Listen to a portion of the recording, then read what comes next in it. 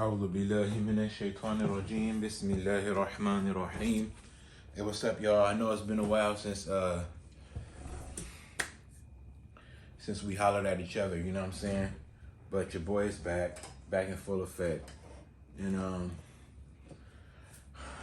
I'm gonna take this month of February to honor our ancestors by highlighting the accomplishments of famous inventors, pioneers, and thinkers and originators among the Black people. Now, what prompted this this endeavor was I'm on YouTube and there was this clip about the inventor of dry cleaning. His name is Thomas L. Jennings, and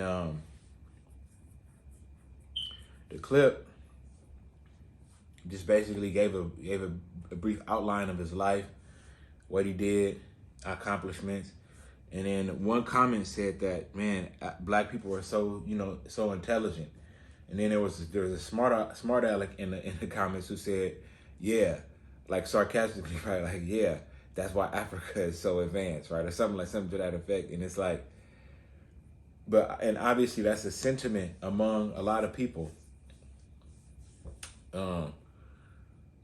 So I commented and told him, like, bro, like, you have to take into account the factors that brought about the condition of Africa in terms of like colonialism, exploitation.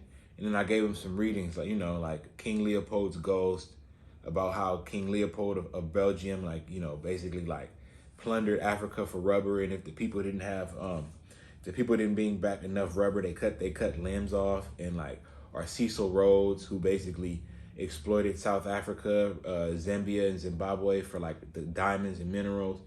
So basically I kind of like gave him like, just a reading list, bro.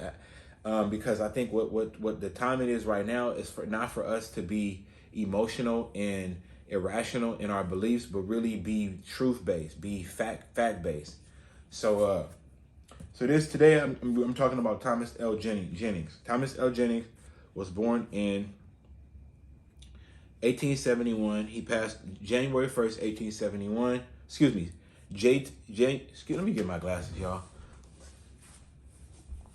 Let me see. Okay. So Thomas L. Jennings, born January 1st, 1791, died February 11th, 1859. So this guy is born in the 18th century, like when around the founding of the nation.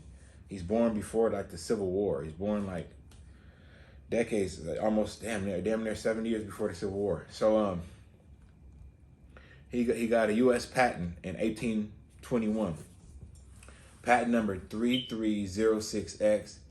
And so I'm just gonna read y'all what this says. Thomas Jennings invented. And so before I do this, I want to show you guys something that I got. I've been having this. This is like I don't know if y'all can see this, but this is a Black inventors and their inventions. So it is like a list of Black inventors and their inventions. I had this probably since I was like, I don't know, in my teens sometime. I don't even remember who I got this from, but I got this. But I have this thing, and I've been keeping it. I just been keeping it. I probably had this since I was in 12th grade. But the thing about this is Thomas Jennings is not even on here. So it's so many, and I'm gonna go through this list, and it's more than 30 people, so I might be mentioning like several people in one day. This is February 2nd, so we on Thomas L. Jennings. Invented a process called dry scouring, receiving a patent in 1821, becoming the first African American to be granted a patent. It's a patent from the U.S. government, bro.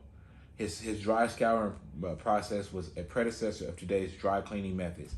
Jennings was a skilled tailor and a successful businessman in New York City, was disappointed in conventional methods of cleaning, so he experimented until he found a successful method that did not harm clothes. In 1820, he applied for a patent under the Patent Act of 1793. An individual had to sign an oath declaring that he was a citizen of the United States. Jennings, being a free man, was a citizen and so was awarded the patent. With the success of his business and patent, he became a leader in the abolitionist and civil rights movement in New York City. He was the founder and trustee of the Abyssinian Baptist Church, assistant secretary for the first annual convention of the people of color in Philadelphia in 1831, and helped organize the Legal Rights Association in 1855, raising challenges to discrimination and funding and organizing legal defenses for court cases. When Jennings died, Frederick Douglass wrote about his death. He noted the importance of the patent Jennings received and that the patent recognized him as a citizen of the United States, a designation at the time that shocked many.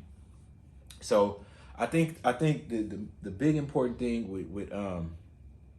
with Jennings is that there's this narrative that, like, I don't know, man, there's just this big slave narrative, and a lot of people weren't slaves. My grandfather said that our family was never slave, and my grandmother said that we not Africans.